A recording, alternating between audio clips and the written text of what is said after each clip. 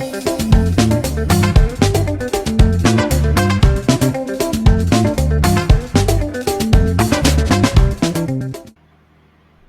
समय की बात है, एक प्यारी बकरी माँ अपने 7 नन्हे बच्चों के साथ जंगल के किनारे एक छोटे से घर में रहती थी। उनके नाम थे चीकू, मीकू, टीकू, पीकू, रीकू, सीकू और नीकू। वे बहुत खुश थे और हमेशा एक साथ खेलते थे।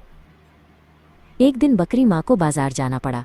उसने अपने बच्चों को चेतावनी दी, प्यारे बच्चों, मैं बाजार जा रही हूँ, सावधान रहना। भेड़िया बहुत चालाक है, उसकी मोटी आवाज़ और काले पंजे से उसे पहचानना। किसी भी अजनबी पर भरोसा मत करना। हम सावधान रहेंगे माँ, सभी बच्चों ने एक साथ कहा। बकरी माँ चली गई। थोड़ी देर बाद दरवाजे पर खटखटाहट हुई।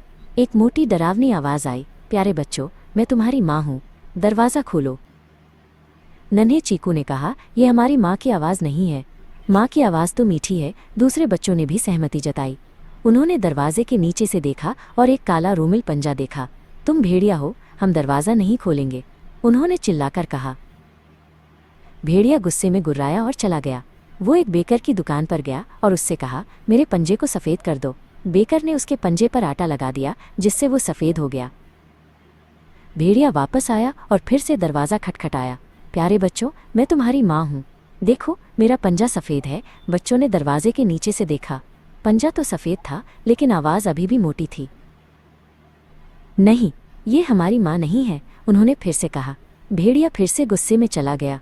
इस बार वो एक मिलर के पास गया और उससे कहा, मेरी आवाज़ को मीठा कर दो।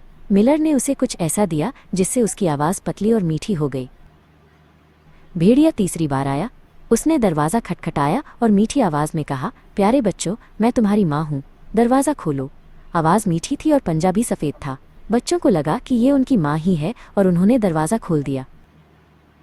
तभी उन्हें अपनी गलती का एहसास हुआ। सामने भेड़िया खड़ा था। वे डर गए और भागने लगे। कुछ मेज़ के नीचे छिप गए, कुछ बिस्तर के नीचे, और नन्हा नीकू एक बड़ी घड़ी के अंदर छिप गया अपनी समझदारी से।